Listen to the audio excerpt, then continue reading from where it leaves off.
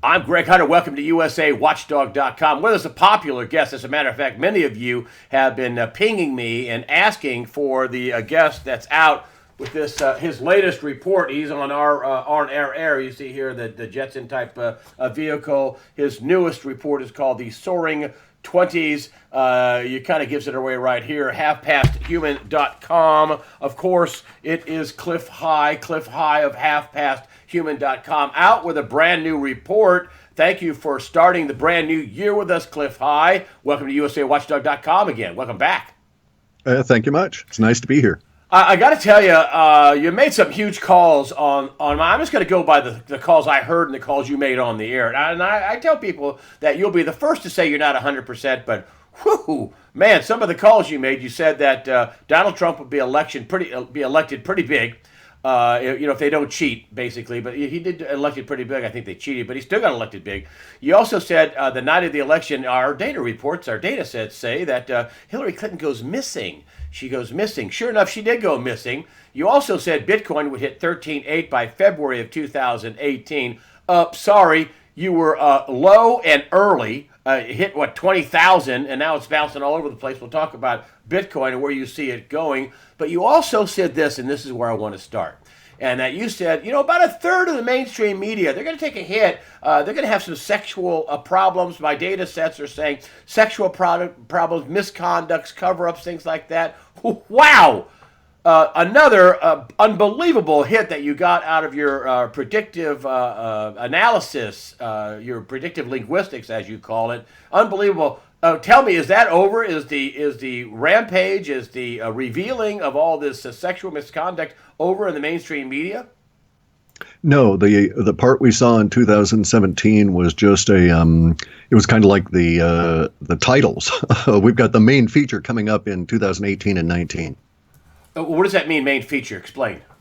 That the amount of volume of words involved in this scandal is going to quadruple or larger. It'll take a couple of years to lay out. It'll involve maybe as much as a third or more of Congress, many of whom will elect to simply not continue in order to sort of sidestep or try to sidestep legal issues as a result of their past behavior.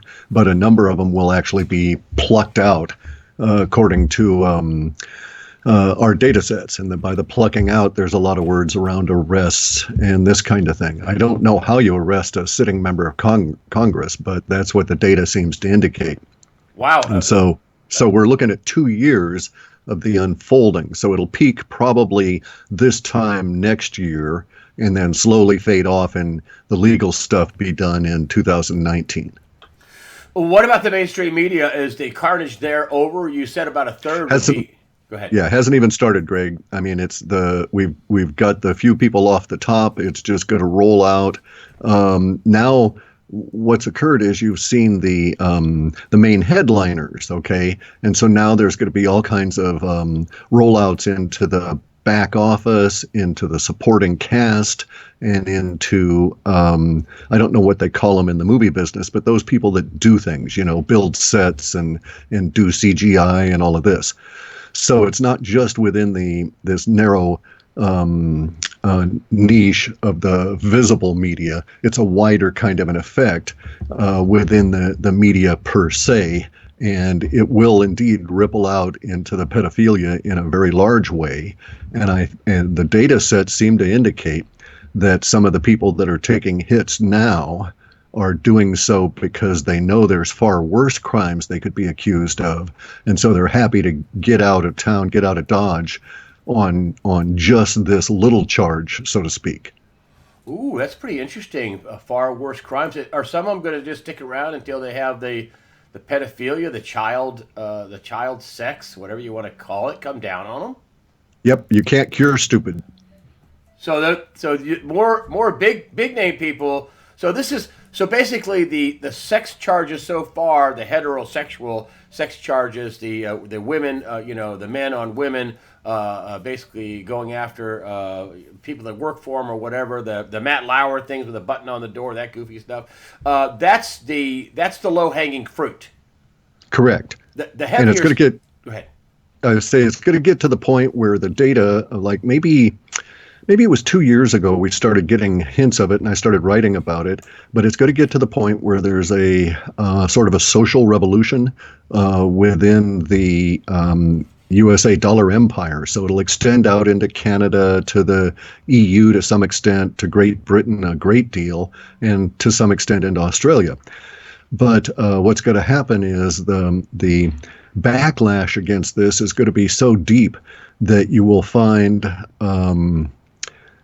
citizens forming groups that are going out and basically scrubbing media and examining all kinds of videos, old movies, and this kind of thing, coming up with, I guess you'd have to say, evidence or evidentiary threads for some purpose. Now, I don't know what that purpose is. It was never clear in the data. But as a side set to that, we had the idea that there would be actual constraints, legal constraints put on companies like Disney, and that Disney will get, and other major media for children will have minders put in there, in a similar fashion to what we used to see with the censors, the official movie censors, back in the 20s, 30s, and 40s. They evolved into that period of time in the last century. We're going to see something similar to that, only it's not going to be about. It's going to be about the images that these companies are allowed to put out on recordings and on videos, but also it's going to be about their internal behavior.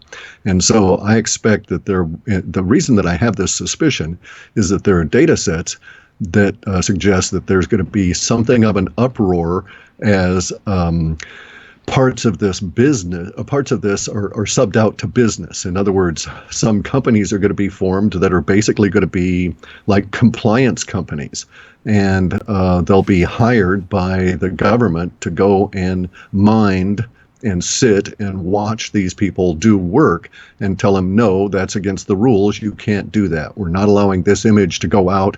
The social consciousness is not enhanced by this, and so you can't do that. And do you think when you say minders, there won't be any kids back in the dressing rooms with adults that aren't accompanied? You're talking about that kind of minders. Yes. That. What are you doing? Where are you going? Right. Well, it's much beyond that, though. Much beyond that. You'll actually have people that will say, no, you can't put this image in that cartoon. And, oh, by the way, we're going to run all of your media through a subliminal message software analysis program to see if you're sneaking anything in we don't like. And last question on this case: are there going to be arrests, court cases, criminal? I mean, it's one thing to have a civil suit with a woman, saying that you made sexual advances, or a criminal case. There's been some criminal things done to these women. Quite another thing. I mean, it's just another higher bar when you're doing things to children. Are there going to be court cases involving sex crimes against children? Yes, and that'll continue out through 2022 in terms of our data sets. So most of the big bulge of the accretion of the new data is about this time next year. So it's still it's a building process. We're still far and away in very early days. And you're talking about sex crimes against children mostly? Correct. Wow. It's going to be an interesting world, Greg. I mean, the backlash is going to literally alter the way that people think about the media to a certain extent. So they'll actually see the media not as their friends anymore, but something to be guarded against, such that when we actually get to the point that the legal people, the legislative branch decides to promulgate laws that then go into the minders, they're going to find that the general mass of society really does support it. And that was something else you brought up, another big call. You said the media was going to take some big hits. And continue to take some big hits. I was kind of dumb. I thought after the election, okay, wow, this didn't work out well. Let's go back to being, news organizations. But no, they tripled down on being propagandists and lying. And you said that they were going to take big hits. Please explain. Well, as I was saying earlier, you can't cure stupid.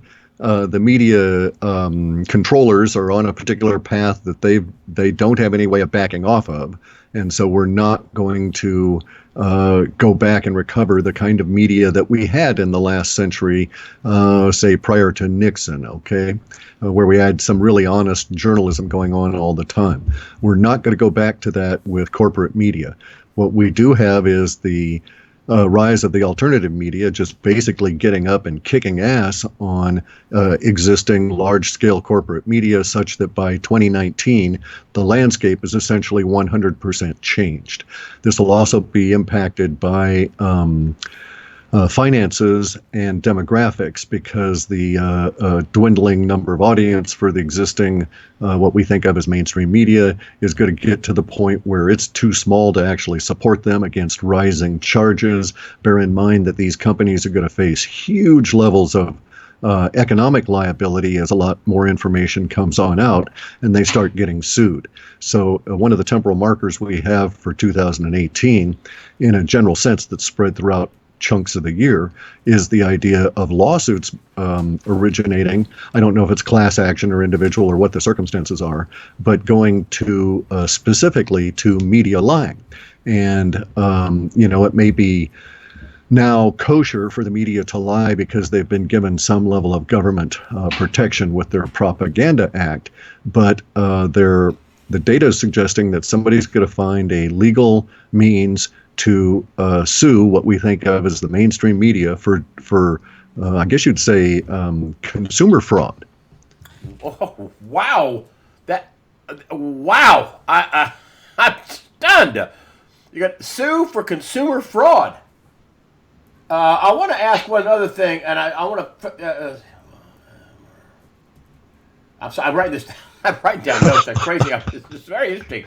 No, hold me to it. And judging from your stuff, I'm telling you, I'm just bringing up the stuff that you told me on my air that was right, which is pretty amazing. Are you 100% right? No, and you'll say that, but boy, you have some pretty big calls.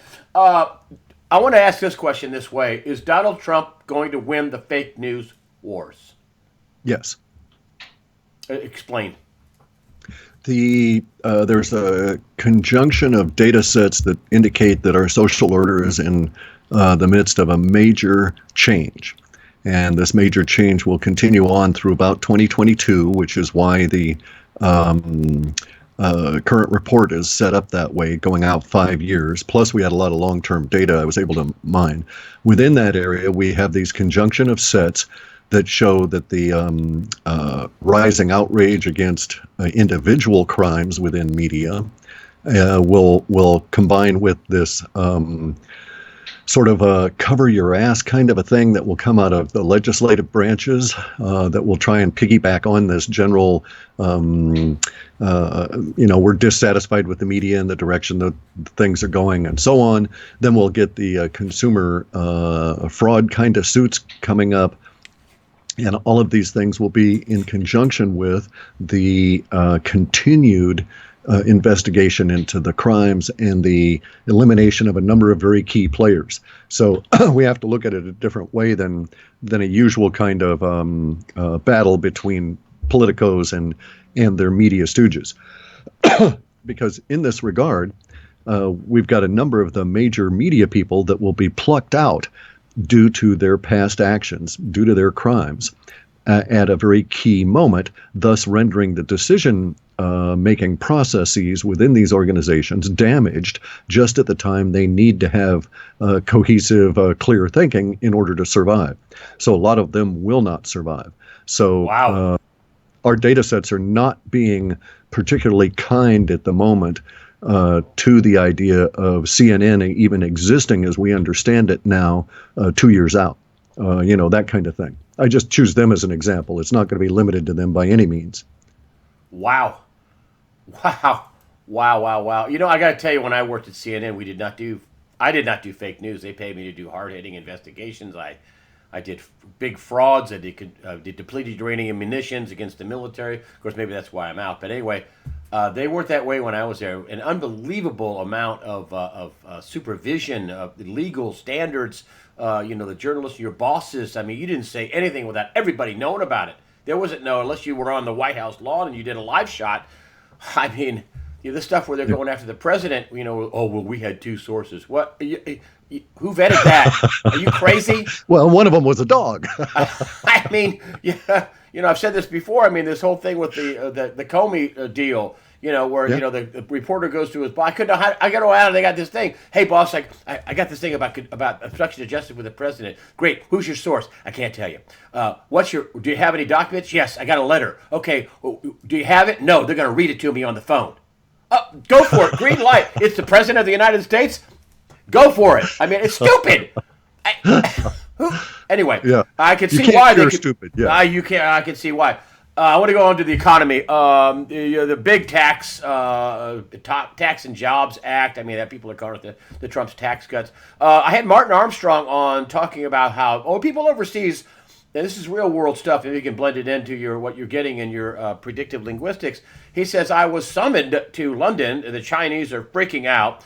They're bringing back, at least in one report, the big banks say $2.5 trillion. Donald Trump's blurted out, I think it's twice that much, $5 trillion overseas, coming back at a 15.5% rate. No questions asked. No questions asked. No matter how you made the money, this is bizarre. Talk about legal money laundering. Also, he said that the EU he had to talk to the Chinese in London out on his way down to the EU, down to Brussels, because they're freaking out as well. What about all this money coming back? Are you getting anything on the Trump tax cuts? And let's start with the money coming back from abroad. It's evidently a couple of trillion at least. We've got a really interesting set of data here that's been building for some time, and we've had this big flush of long-term data, which is why I decided to do this report that was going out 5 years. And if you'll notice, I named it the Soaring Twenties, even though we're not into the 2020s yet, right? It's because we're able at this stage within the data sets to give a broad definition to what's coming.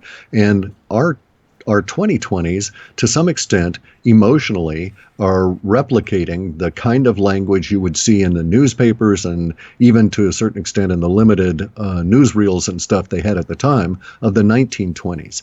Only instead of being a roaring 20s, we're going to have a soaring 20s because it's a combination of an economic boom and a technological boom that are feeding off each other.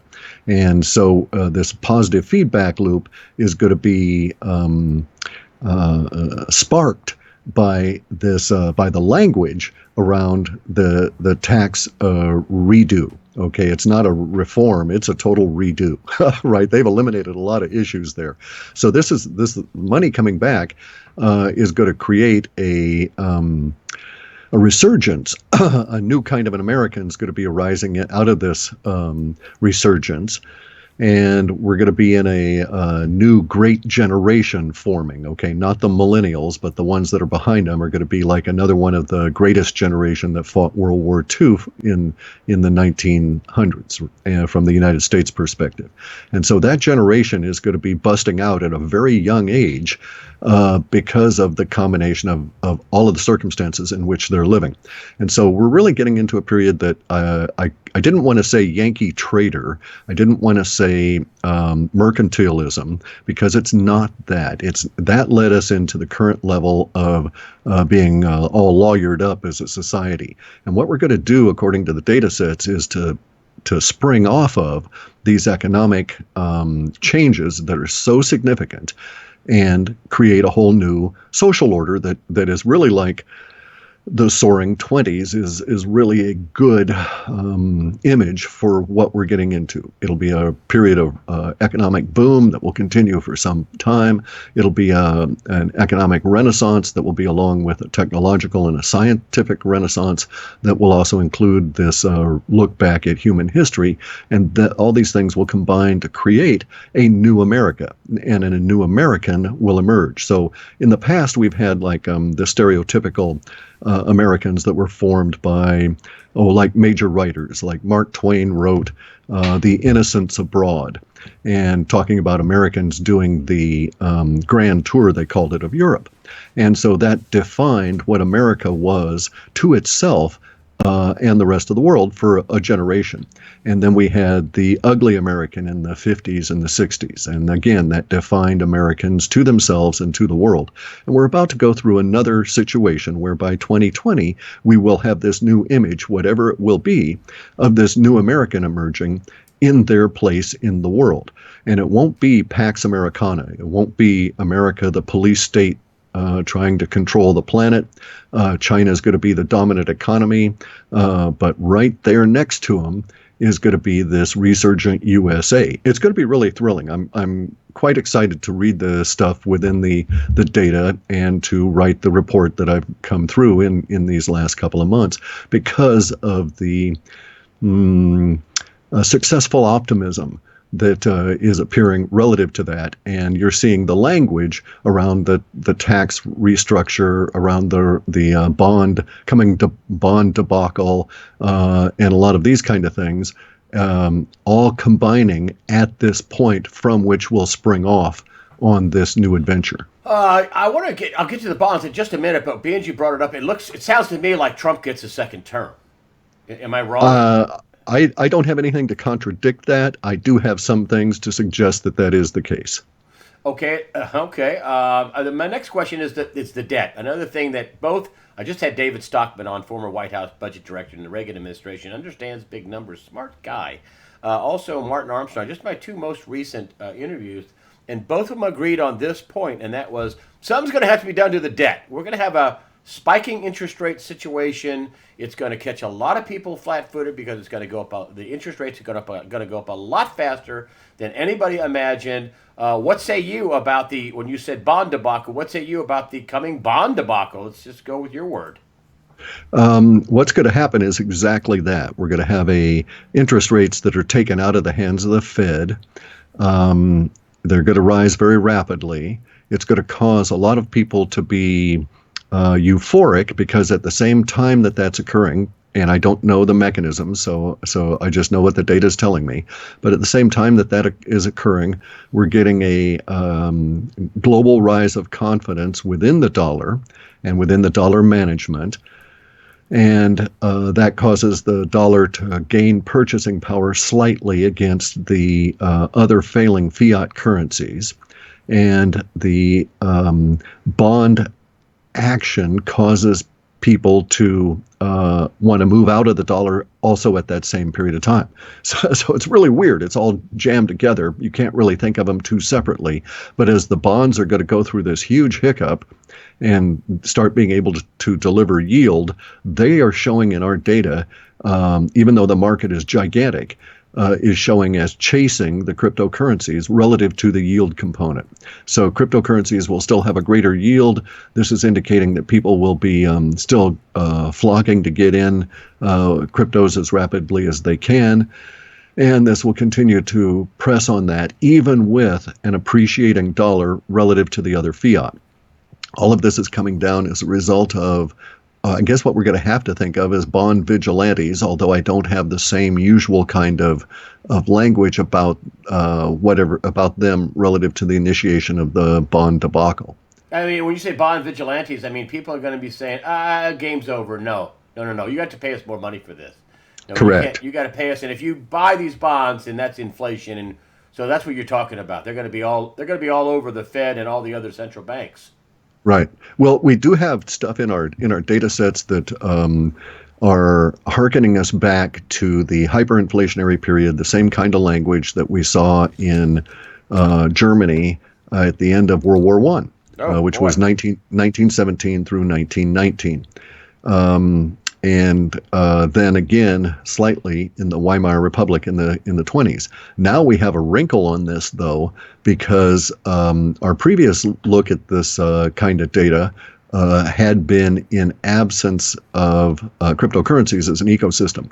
So now, as the bonds are going through their upheaval, they are basically the bond issuers are going to find themselves in direct competition to yield levels that can come out of the cryptocurrencies. So look at it this way. As a regular retail purchaser of a savings vehicle, would you rather get, at the moment, it's what, 0.05% if you're lucky on a dollar, Yeah. But you could get a yield of 1,000% on cryptocurrencies in this last year if you chose the right ones. Even if you just chose Bitcoin, you would have gone 1,000% gain in 2017, and our expectation is that something close to that in 2018. So under the circumstances, how can bonds possibly compete? Even on volume, they're getting to the point where, yeah, they can absorb a lot more money, but even that's going to be temporary, and so they're really going to have to take it up a notch, kick up their game and their offering just to stay viable. And the data sets show that the bonds don't, that the bond debacle is not an event, it's a process. It's going to continue from about mid 2018 through into 2020. It'll take a long time to come unraveled. There's a lot of stuff involved. But at the same time, there are going to be a big flush that some of the organizations will get as a result of the rising bond rates. But again, it's competition, and the bonds are going to lose relative to cryptocurrencies. This can be looked at another way too, and that is that we're at a major transition. Every time we've had a major transition of, let's say, the speed of the social order. So we used to be on horses, and so a silver and a gold standard of actual coins being exchanged was good enough, right? Because we traveled by horses pulling us, or we rode on them. We got to automobiles, and at the same time we get into automobiles and trains, we get to the point where it's not good enough to carry a lot of gold and silver coins. We need some vehicle better than that, and so we're all really into paper. As we get into the jet age, we've got to get that paper accelerating. It's got to go faster. And so we start going to direct deposit and a digital representation of your bank account. So it's not just not numbers written in a little passbook kind of a thing, but it's simply 100% digital. We're all on a digital system now with the jet airplanes, but now we're going into space. And we're going to get into space-based businesses and so on. And so the speed of the money potential, even within the digital dollars, is not sufficient, and it's also not as secure and robust as we need, and therefore now we've got the cryptocurrencies. They're the new wave of the future relative to money. In a generation, that generation will, 20 years from now, they'll look back and they'll never have handled coins, never have handled checks, and will never really have dealt very much with centrally issued digital dollars. I'm glad you brought that up, because I wanted to come up with the what's been going on just at the last few days of the week. I mean, Bitcoin was all over the place. They have these what do you call them? These not ETFs, the exchanges. These futures markets, I should say. And wow, Bitcoin was down to 10,000, back up to 13,000 in a few hours. I mean, it's bouncing all over the place. What are your thoughts on Bitcoin and this wild gyrations at the end of the year? Manarino says this, and the Wall Street boys are out gaming this market. That's why they came up with the futures. They're trying to game it. What say you? Are they going to kill Bitcoin and cryptos? Evidently not. No, it doesn't work that way. I like Greg, but I don't know that. I think they may be trying to game it, but I actually think that it's their new toy. It's the first time we've had a commodity listed on the exchange, and I can't remember the last time such a thing occurred in my lifetime. And so here's a new commodity that they can actually play with. They don't want to destroy it. That's a wrong way to think about it. They may certainly would. There are people within the federal central bank cadres that would like to control it, but even that's not going to happen. The futures, according to the data sets we've got from our previous report, show themselves as shooting themselves in the foot. The gyrations you're talking about, and so you remember that when you contacted me earlier this week to remind me about this, the report, we were probably 17,000 or so. Yes. And I said, no, my call for 13.8 was not wrong. Because we hadn't gotten to February yet. And I also pointed out that every so often we get, every couple of months we get a nice new consolidation within the Bitcoin price.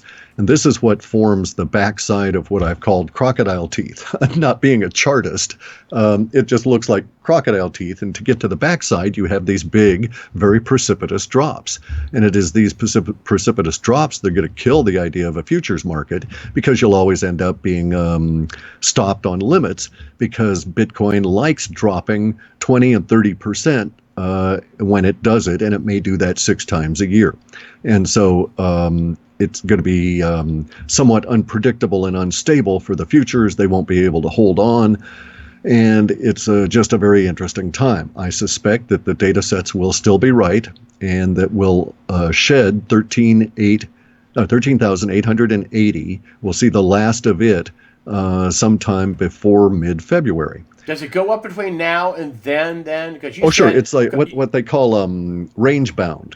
Okay, so it'll bounce around between a little bit lower than 13,000 and a little bit higher, back and forth for a month or so here, and then we'll get into February. Conditions will have changed. The data shows a underlying pressure. So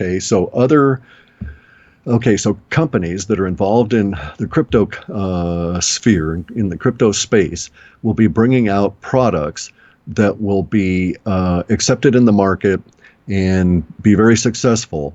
And their actions will cause draw more people into the crypto space, and that will bring the pressure that will bust Bitcoin out of this current set of range that's going to hover around 13,800. And I'm not saying that's a midpoint or anything. That's just the number that we get in our data.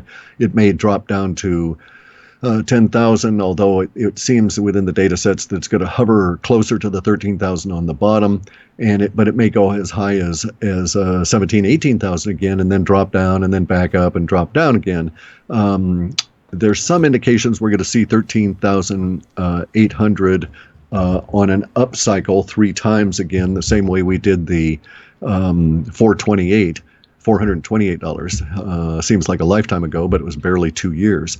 And as we get into, as I've maintained for all of last year, and is still showing in the data for this report, as we get into mid-February, those who have the ability to look forward will see just 15, 18 days from then, so early March, the beginning of of our next big up leg within the crypto space in general.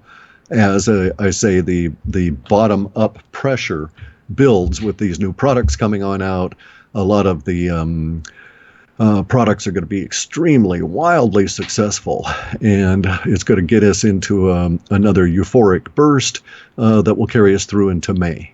Oh, and I got to tell you, I'm not saying you were wrong. I think you were totally right. I think you were early, and but blew past that. So I think you said that at around 1,800. I don't know. You said that. What? Huh? 13. A lot of people said the same thing. But yeah, but you were right. I mean, it went way past that. Come on, that's a heck of a call. See, here's the thing, Guy. What I get is I get a juxtaposition of a date and a number. So I knew we would be over the 13,000 before February, because it always does the consolidation stuff. And in order to be done with 13,000, we had to be out of the end of that period of time.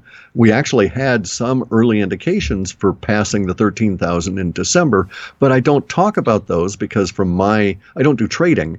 And so from my viewpoint, the significant thing is that this bottom of the step is 13,800, and we step up off of that in February into March. And prior to that, it's just this up and down stuff.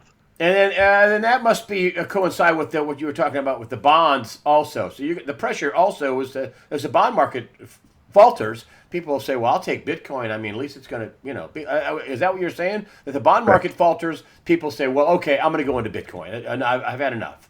Well, and then there's this other aspect of it, okay, that really needs serious consideration.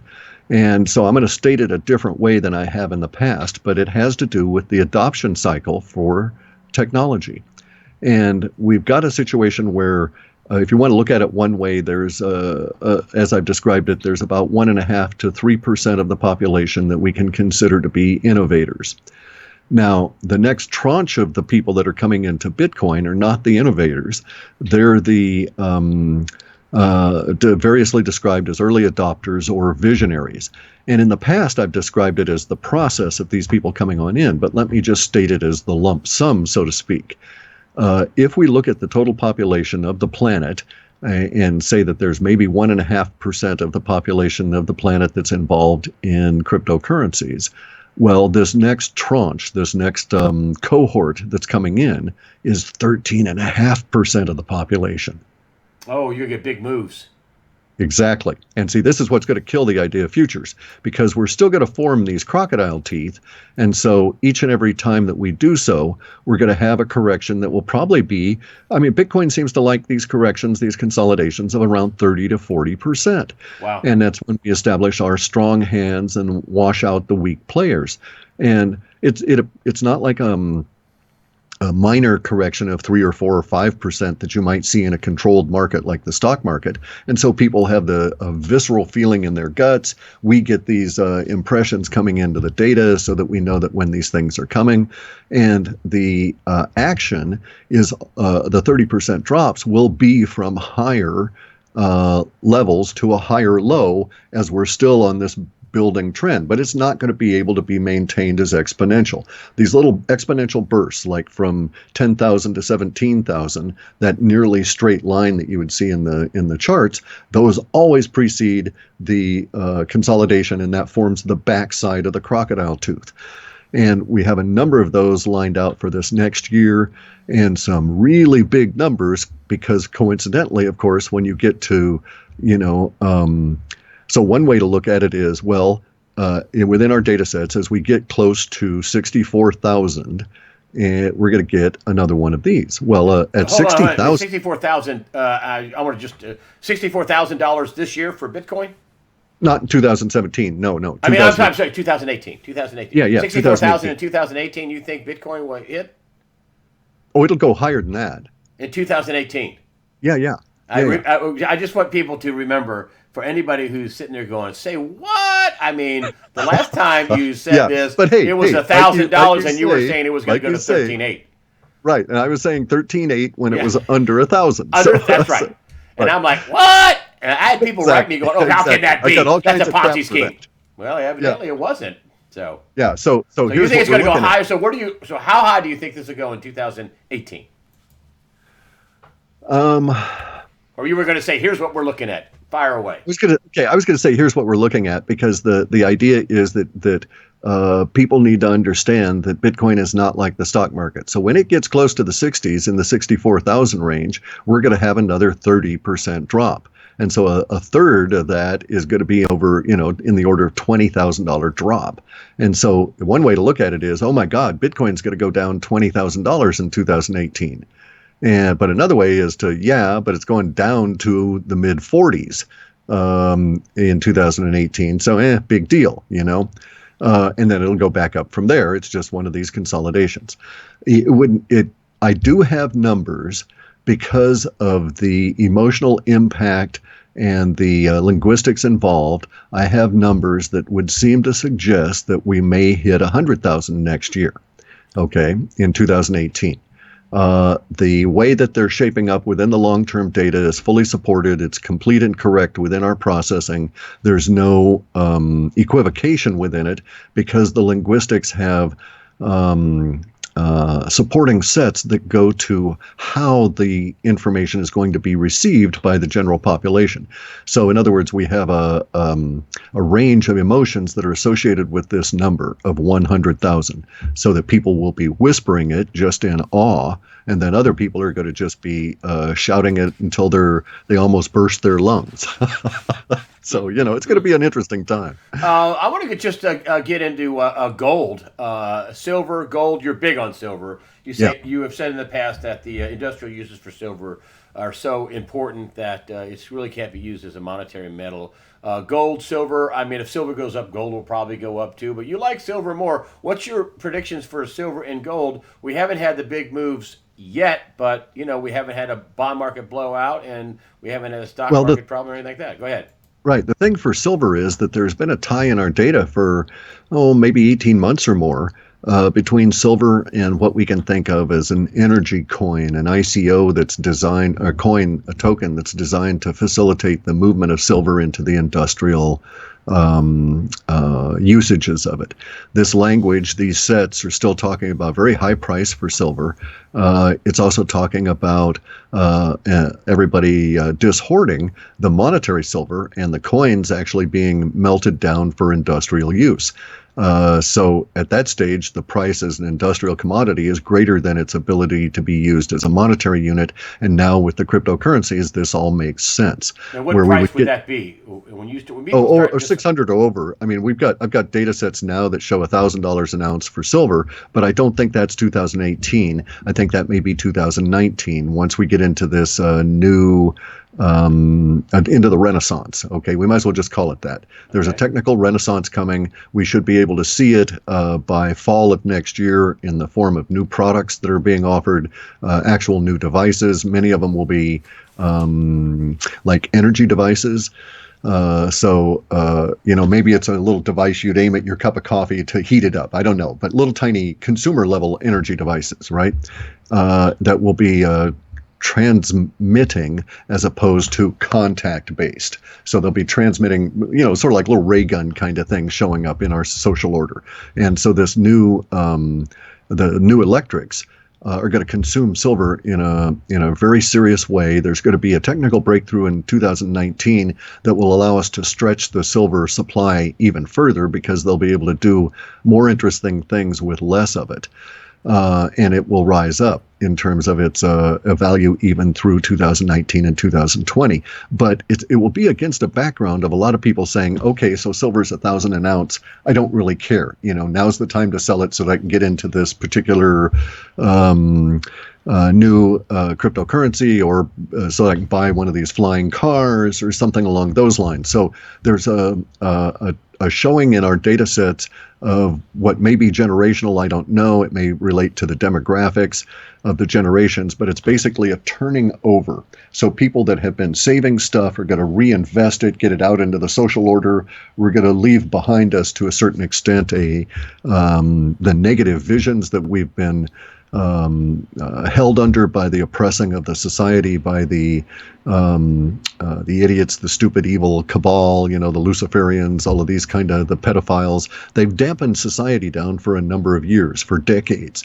They've caused a twisting of our collective emotional balance towards the negative, and have held it there for 30 or 40 years. That's breaking loose. As it breaks loose, there will be a tendency for people to not be hoarding against an inevitable decline, as they will see around them a rising, a breakout, a flowering, all different kinds of words going to, a blooming of the society, a reinvigoration, all of this kind of stuff, a new optimism. And during that period of time, the old ideas of what we used to value and how we did so will change.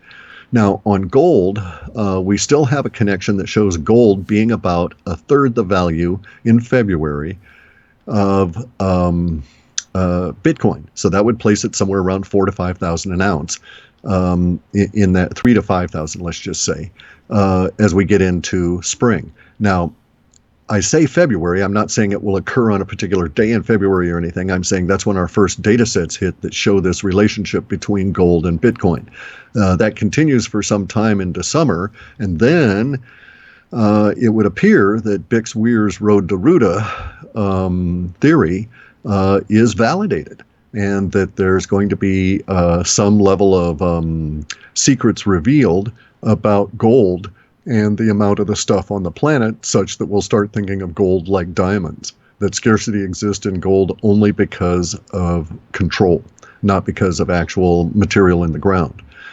And so it's going to be a changing world for gold and silver. Again, I go back to the data sets that describe this as a multi-generational, multi-century progress from rocks as money, gold and silver being the rocks, very similar to the rocks that the people in Yap used to use as their money. And we just have a slightly more portable form. And now we're moving all the way up into the ephemeral of the cryptocurrencies, because we're going into space-based businesses in a really big way. And you don't transmit gold and silver into space in order to pay off your employees. Okay, so do we get a crash in the markets, or is that old thinking? Do we get a crash in the banking system? Do we get any kind of a crash in 2018? Evidently, it doesn't sound like we get any kind of a crash from your data, or am I wrong? Okay, it would depend on the time frame you're looking at. If you're talking about something that will occur violently within a day, there are a lot of small crashes that will occur throughout the system. However, we're in the crash. It began in January of 2017. It'll continue through to 2022. In 2018, we will have some spectacular failures. Again, the northern Italian banks pop up. The German banking system is extremely highlighted in the data sets, and we're going to get fantastic levels of failures within the central bank-led world, but they're not going to be catastrophic to the extent they would have been even 2 years ago. So it's not going to lead to the Rothschilds' coveted New World Order money. It's not going to lead to a single currency. It's not going to lead to a central world government. They've lost, and the decentralized nature of humanity is going to bust out such that as the old system is crumbling all around us, banks failing, regional bank failures, all of these kind of things going on, we are going to have the new economy working its way up through the holes and supplanting all of those in a very rapid fashion. And it's going to be quite shocking to people. So that in 3 years from now, in 2020, when you look back in these 2 years, you'll be able to just, it'll be a head slapping moment as to how things have changed. And people that are young enough to that they'll in 4 or 5 years not remember this particular decade will never think that life was ever involving anything other than the cryptocurrencies sci-fi world that we'll be living in by the time we get into the 2020s. And what about social unrest? That kind of thing. This big social order, social justice, which is really Marxism and communism. The NFL is biting down on it. It's unbelievable. Yeah, Really unbelievable. They're out planning. I know. I brought up my weekly news wrap or my Christmas message that they're planning social advocacy. What? I thought you were supposed to play football, not have social advocacies. Do we have a social unrest in America when all these violent changes happen? Yes, we do, but not like George Soros would have it. Okay, not like Antifa envisions it. These people are out of step with history. The data sets are showing that and they have for, I think I first talked about this in maybe June or July of this year, but the data sets have had this clampdown coming where the funding sources for a lot of the social unrest are going to be clamped down at the spigot, so to speak, and shut it off. And then there's also, along within the tax stuff, in our data sets, some sets that suggest there's going to be seizures of vast quantities of wealth from individuals that have been basically trying to steer society with their wealth. And the collective won't like it, and it'll just start saying, okay, so much for you. We're just going to seize all your bank accounts, and if you show up in the country, we'll seize you as well. So to that extent, it will actually some of the linguistics at a minor level, less than 18%, will replicate some of the activities that occurred in previous centuries in major social transitions, like the transition out of the Tsarist empire into the revolution that then the Bolsheviks took over. And so we'll see some language that will replicate this as governments decide that they're being harassed, and that a free society does not mean open to anybody meddling with it, and they'll start taking action. And then, to their surprise, they'll find that a very large percentage of the population actively backs these efforts and supports them, even unto the point of getting out onto the streets to voice their opinion that, yeah, this is the route we need to go. It's the George Soroses of the world have the hammer brought down on them, and their assets are taken, is what you're saying. Well, they have their wallets seized, and that really shuts off their ability to cause problems. Okay, and this is it in your report, and I'm going to wrap it up here. War card. Are you getting any kind of war rumblings at all? I don't know if you're getting any of that at all or not. Just briefly, because I know it's not in your report. We do have some of that. There is some stuff around North Korea, but it's much more China focused. And so if I had to say right now, I would say that the United States interest in hassling North Korea about things will be preempted by the Chinese. And if I had to point to it, I would say March or April is the most likely period of time that China is going to say, okay, we can't have any more of this stuff. We've got enough problems here. And because of X, Y, Z, we're just going to go in and shut down the problem source at this particular point. That's North Korea. Correct. You're saying China's going to. You're saying China is going to shut down North Korea. Enough of this. You don't get to have nuclear weapons. No, I'm not saying they're going to try and take away nukes or anything. I'm saying that explicitly that the data sets show that China doesn't like the United States trying to, or the United States and North Korea interaction on their border and the potential problems, and they will decide, as much as they don't want to do it and as much as it's a pain in the butt because it's going to cost them money and time and effort and lives, they are going to go and try and preempt what would otherwise be a massive catastrophe for China, because you have to understand their interest is not North Korea, or North Korea even getting nuked for that matter. They don't really care about that. What they care about are the millions of North Koreans that would flood across the border as a vast humanitarian refugee problem should things go the way that they appear to be heading. And so in our data sets, the Chinese come across as being far sighted enough to think that if we move now, we can surround, and they play Go where other countries play chess. And so in Go, you surround and you work ahead a number of moves, surround them, and then take the strategic stone right out of the mix because of what you've done. And so that's what our data shows, that China, through diplomacy, economics, and military, is able to unseat the ruling elites within North Korea to the extent that the situation changes from that point on. And China is still monkeying about with and involved with North Korea 7, 8, 9 months later. So we can make some assumptions from some of the brief little bits of stuff we've got in the data that China is dealing with all of this to try and sort it out so that they don't have this huge humanitarian problem to deal with of a flood of 10 or 20 or 30 million people trying to just simply survive. And the only way to do it is to leave the remnants of North Korea and cross into China. They don't want that. I'm going to leave it right there. That's good news. This is the report. You'll see it on halfpasthuman.com. You'll scroll down. You'll see this. You can buy the report. How much does this one go for, Cliff? It's $99. It's crypto focused. Focused, but there's a lot in it. I mean, oh my God, it's how many pages is this? Is it 29? It'll probably run over 35. 35 pages. Wow. Halfpasthuman.com. There's no way we got to it all. It's just a lot to it. I've read the reports, very detailed, very interesting. I mean, you can't just read it and go, okay, I got it. I mean, you got to read it and then reread it and then read it again. And wow, there's a lot in there. There's a lot in there. You're a smart guy. That's not a criticism. You're a smart guy. The reports are very detailed. You spend a ton of time on them.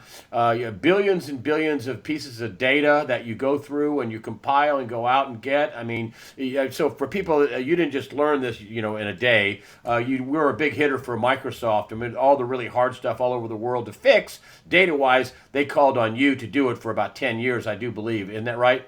Yeah. And I started this predictive linguistics in '97, so it's been maturing for 2 decades now. So it's gotten pretty good. Yeah, well, you've said that in the past I couldn't read the data that well, and I've gotten better and better at reading the data and being able to apply it better into predictions. So it's I'm sure it'll be better now 5 years from now than it is today. Just like it was better than it was 5 years ago. But this is some report. Yep. I mean, this is a big, far-reaching report talking about Renaissance, talking about cryptocurrencies.